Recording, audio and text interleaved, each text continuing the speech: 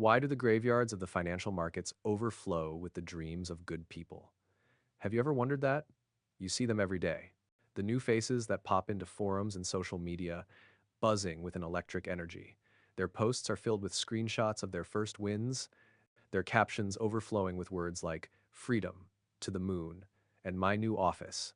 They dream of paying off their parents' mortgage, of trading from a beach in Bali, of finally escaping the job that drains their soul. This is the siren's call of trading, a promise whispered across the internet, a fantasy of wealth earned with a few clicks on a glowing screen.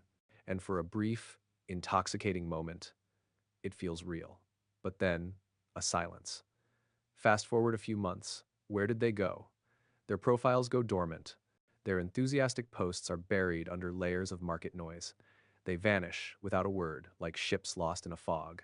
This cycle is so predictable, so heartbreakingly common, that it feels like the market itself is a predator designed to hunt down the hopeful and break their spirit. But I'm here to tell you the truth. The market isn't the reason they quit. The market doesn't have a vendetta. The market doesn't even know you exist.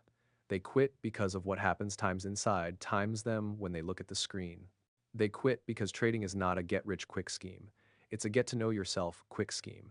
And most people are terrified of what they find staring back. Let me tell you about Musa. Maybe you'll see a bit of yourself in him. Musa is 22. He's not lazy, he's ambitious. He's tired of seeing the worry etched on his parents' faces every time the rent is due. One night, scrolling through his phone, he sees it, a screenshot from a so-called guru. $1,000 in a day. That number doesn't just catch his eye, it burns itself into his mind. It represents an escape. He thinks, if that guy can do it, why can't I? The next day, with a heart full of hope and a stomach full of nerves, he deposits $50 he can't really afford to lose. He jumps in headfirst, and at first, the market gods seem to smile on him. He gets a lucky streak. In 1 week, that $50 becomes $100. The feeling is indescribable. It's a chemical rush of validation, of power, of time's possibility asterisk. He's not just trading. He's a financial prodigy in the making. He starts daydreaming. The car he'll buy, the look on his friends' faces, the moment he can hand his dad a stack of cash and say, you can rest now. But then, the market reminds him it owes him nothing. A trade that looked perfect, a sure thing, suddenly reverses. Panic claws at his throat. He tells himself, it's just a pullback. I'll add more. He doubles down, breaking his own unspoken rule. The red numbers on his screen grow larger, angrier. He doubles his lot size again, a desperate gambler's throw to make it all back in one heroic move. In the space of 2 hours, it's all gone. The screen shows a zero. The silence that follows is deafening. It's a mix of nausea, rage, and a profound, hollow shame. But instead of stopping, he deposits again. Just one good trade, he whispers to himself. That's all I need. But the pattern repeats, loss after loss, deposit after deposit, each one chipping away not just at his savings but at his very soul. Weeks later, the bright-eyed dreamer is gone, replaced by a cynical, defeated young man. He closes his laptop, throws his hands up, and declares, trading is a scam. And just like that, Musa disappears into the fog. His story isn't unique, it is the default journey. It is the emotional gauntlet the first great filter of trading. The ones who succeed don't magically avoid this gauntlet. They just learn how to crawl through it, bloodied and bruised, and keep going. The only difference is they don't give up. To survive that gauntlet, you have to understand what you're really fighting. You are not fighting the market. You are fighting a three-headed dragon that lives inside every single one of us. The first head is **ego, the deceiver **. When you win, ego whispers in your ear, you're a genius. You've cracked the code. It makes you feel invincible, leading you to take bigger risks and ignore your own rules. But when you lose, that same ego turns on you. It hisses, you're a failure. You're a fool for even trying. Ego cannot stand being wrong. It would rather blow up your entire account than admit a mistake. It drives you to revenge trade, to chase your losses, turning a small, manageable paper cut into a fatal wound. The second head is fear. The paralyzer **. This one is cunning. It has many faces. There's the fear of missing out, FOMO, which screams at you to jump on a trade that's already left without you. There's the fear of losing money, which makes your hand tremble as you're about to click buy, causing you to miss perfect entries. And perhaps the most insidious of all, the fear of being wrong, which paralyzes you from taking any action at all. Fear convinces you that the pain of a potential loss is worse than the guaranteed regret of inaction. It kills more trading careers than any strategy ever could because it makes you quit before the battle even begins. And the third head is asterisk asterisk greed, the blinder asterisk asterisk. Most people think greed is just about wanting more money. It's not. It's about wanting it times now asterisk. Greed is impatience in its deadliest form. It's what makes you abandon a solid strategy that yields 5% a month for a reckless gamble that promises 50% a day. It blinds you to the slow, steady, boring path of genuine wealth creation. It sells you the lie of the shortcut, and the shortcut always leads off a cliff. Most traders spend their entire short careers fighting the charts. The survivors, they learn to fight the dragon. If the dragon doesn't get you, there are slower, quieter poisons that will. These are the silent killers of a trading career. The first is comparison, the thief of joy. You open Instagram and see someone else's highlight reel. A perfect entry, a massive profit, a luxury car they supposedly bought with their winnings. You don't see their 20 losing trades. You don't see the years of struggle, the blown accounts, the sleepless nights.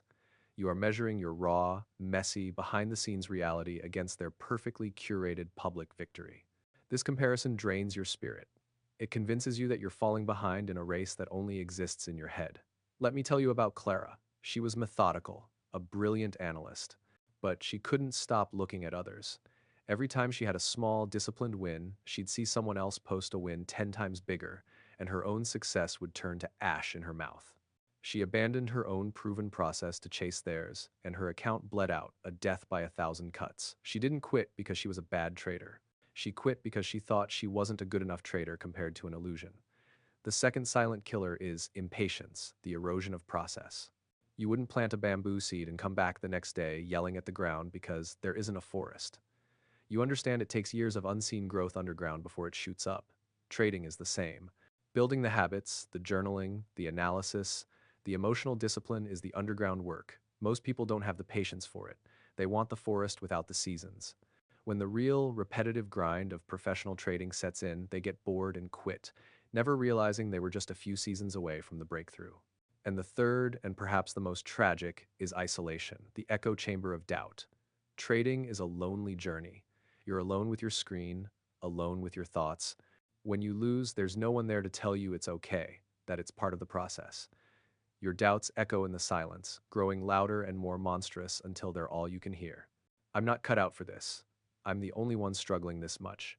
You quit, not because of the losses, but because the loneliness becomes unbearable. There comes a point in every trader's journey, a point I know all too well, where quitting doesn't just feel like an option. It feels like a mercy. It's the point where you faced the dragon, felt the sting of the silent poisons, and you're just tired. The excitement is gone, replaced by a dull ache of frustration. Your account is down. Your confidence is shattered. You feel like you're digging for gold with your bare hands, and all you have to show for it are blisters and an empty hole. I'm speaking to you now, the one who's at that point, the one who feels the weight of every single loss. Listen to me. That place you're in, that dark, painful valley of despair, that is not the end. That is the crucible. This is the place where traders are not born, but time's forged asterisk. The pain you feel is not a stop sign, it is a signpost. It's pointing directly at the weaknesses you need to strengthen, the lessons you need to internalize. The market is holding up a mirror, and it's showing you your unfiltered self, your impatience, your fear, your lack of discipline. Most people can't stand the reflection. They smash the mirror and walk away.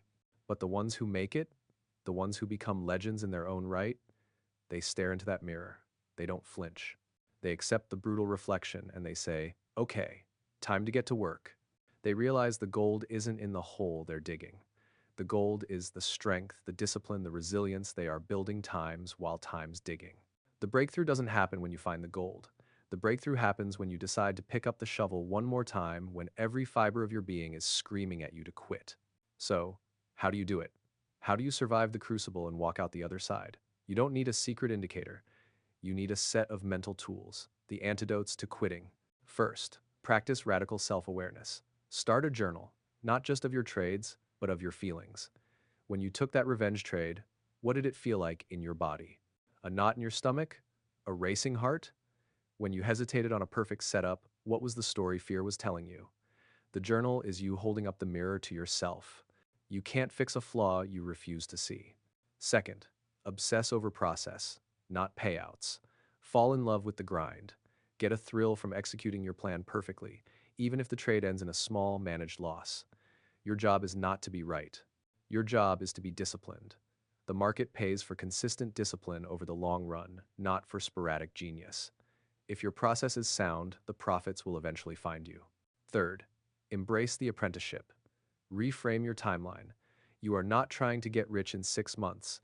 You are enrolling in a master's degree program for one of the hardest skills on the planet. It takes a doctor a decade to become a surgeon. Why do you expect to become a master of the markets in a year? Give yourself permission to be a student. Give yourself the grace to learn. A loss isn't a failure. It's tuition paid to the greatest university in the world, the market itself. Fourth, and most critically, find your tribe. Annihilate the isolation that kills so many dreams. Find a community of serious traders. Not a get-rich-quick signal group, but a place where people share their struggles as openly as their wins. A place where you can say, I messed up today, I revenge traded. And the response is, I've been there. Let's break down what happened instead of judgment. Survival is a team sport, even in a solo endeavor like trading. In the end, it all comes down to a single choice, a choice you have to make not once, but every single day. The market is a relentless test of character. Every loss, every setback, every moment of doubt is asking you one simple question. Do you want the prize, or do you want the times path asterisk? Most people just want the prize.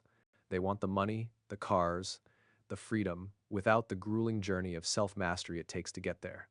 And when the path gets difficult, they walk away. They become another ghost in the machine.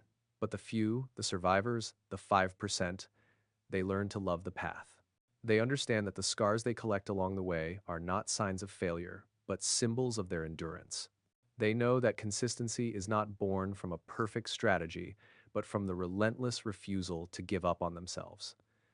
The market doesn't reward the smartest, it doesn't reward the luckiest. It rewards the ones who are still in the chair after everyone else has gone home. So, the next time you feel that urge to quit, remember Musa. Remember Clara. Remember the dragon and the silent killers. Remember the crucible. And then, look in the mirror the market is holding up for you. The market is asking you its question. How will you answer? If you've made it this far, you're not a tourist in this game. You're a pilgrim. You're on the path. But you don't have to walk it alone. I've been thinking about creating a private community for people like us, a place to fight these battles together. If the idea of a real supportive tribe dedicated to mastering the psychology of this craft resonates with you, let me know in the comments below. I read every single one. Your journey is just beginning. Stay the course. Endure.